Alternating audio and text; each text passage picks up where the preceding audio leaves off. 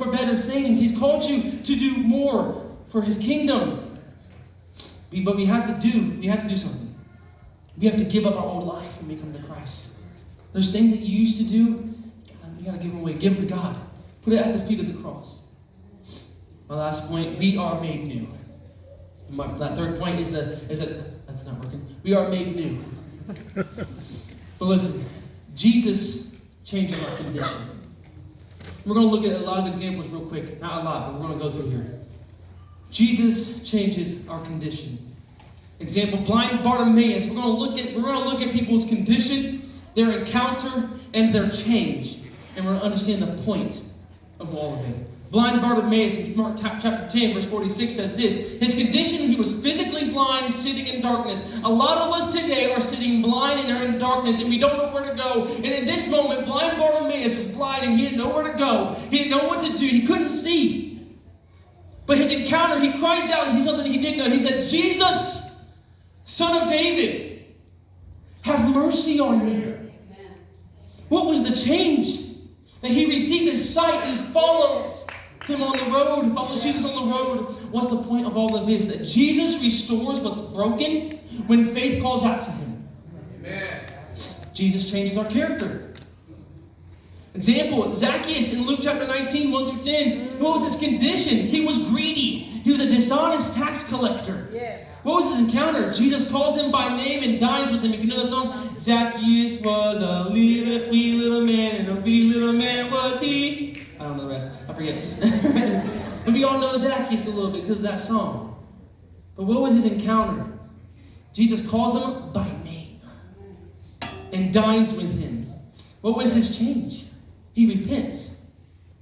He gives to the poor and repays fourfold. What's the point of all that?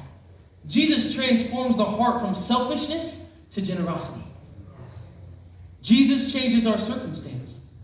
This right here is, in my opinion, one of the best stories of the Bible. The woman with the issue of blood.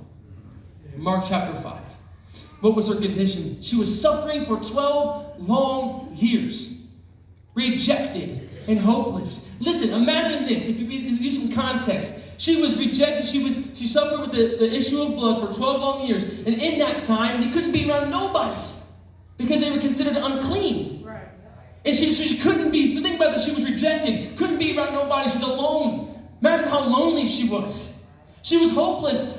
For all these years, her dreams she couldn't do. She couldn't get married. She couldn't have a kid because she was considered unclean. So in that moment, she felt so lonely and so felt worthless maybe. Let's use your sanctified imagination today. Imagine her spot in her life. That she was hopeless. She was rejected by everybody. But her encounter, she said, if I could just touch the hem of his garment. I pray that that's our faith today. If I could just get into the presence of God. If I could just get into the presence of God, I know my life can change. And if we can just understand that, because she believed that. She believed that so wholeheartedly. What was her encounter? She touches Jesus' garment by faith. What was her change? She was instantly healed and restored to community. She was instantly healed. What's the point of that? One touch of faith can turn years of pain into testimony. Right. Listen, I'm telling you right now. Yeah. I'm telling you right now. You can see yourself in her, in her spot, in her situation, where there's so much pain in your life, and you feel like, I don't know where to go. You feel hopeless. You feel rejected. But it just takes that one encounter with Christ, because he can change your life forever. Jesus changes our calling. Peter and Paul, Luke chapter 22, and then Acts 9. Peter from failure to fearless preacher. Paul from persecutor to proclaimer of Christ. Paul killed Christians before. Paul was killing Christians before he was a persecutor. And then he ends up writing the majority of the New Testament. A lot of letters in the New Testament. What's the point of all that? Jesus not only forgives our past, he gives us purpose for the future. Wow. Listen, yes, he forgives your past, and that's the starting line. Yes, forget the starting line. You believe that he forgives our past. But some of the enemy says, oh, that's all you're good for, is to stay here and don't do anything else. But what God is saying, listen, I have more. I have more for you. I have a purpose for your future. Not just to sit here, but he said, I want to do more in your life. Yes. Peter and Paul is an example of it. Peter was a fisherman. And Christ says, no, I want to make you a fisher of men. Jesus changes our eternity. What's the example in this one? The thief on the cross. Luke chapter 23. What was his condition? Listen, if you don't know, there was two people. There's one, Jesus was in the middle, and two on the sides. One was blaspheming Jesus. Listen, if you are the Son of God, you healed everybody else, you raised people from the dead. He probably could have used your sanctified imagination. He could have been said, you just raised Lazarus from the dead. Why can't you take yourself from the cross right now? If you call yourself the Son of God, if you're the King of Kings.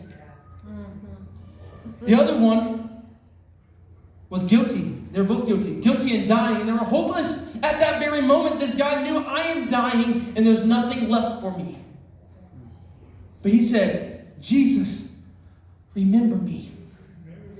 What did Jesus say back to him? Today, you will be with me in paradise. He didn't do anything crazy. He just recognized that that's the Son of God. And I know that he can give me hope. I know that he can change my life forever. I know that he can change my eternity forever. It just takes one moment. It just takes one moment to be in the presence of God. And he can change your life from this and take you to go this way. But you have to be willing. We have to be obedient. Listen to him. What's the point of that? One moment of faith in Jesus can change your eternity forever. Just one moment. The worship team can come. The music's done. I told you. Youth pastor's closing. Quick. The thief on the cross. That's some of us right now. Today, he said, today you will be with me in paradise. At that moment, he was dying. He was hopeless. I wonder the joy that he probably felt right there. The peace that he probably felt right there. He's your sanctified imagination. But he's like, I don't know what else to do. And he says, today you will be with me. I can only just imagine the feeling. Stop looking back. Stop believing the lies of the enemy. Because all they are is just lies. The Spirit of God is dwelling inside you. We have to understand that. We have the living God, the Holy Spirit, dwelling inside of us right now. And we have that access to Him. That wherever you go, whatever you do, we must be the reflection of Jesus Christ. We have to, because we don't know who's watching. We don't know who's watching in those moments.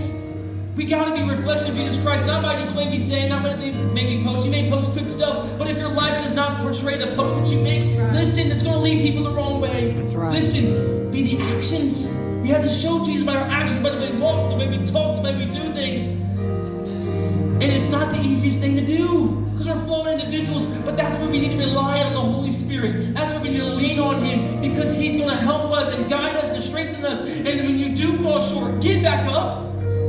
When you fall short, please get back up. I don't want you to stay there and say, I can't do it, God. Yes, we can't do it, because Jesus, the Spirit will help us, and He will guide us, and He will pick us up. We rely on Him. But a lot of us, we're sitting there, and we're saying we can't do nothing because of our mistakes. And we can't get back up. But please get back up. Y'all can stand with me.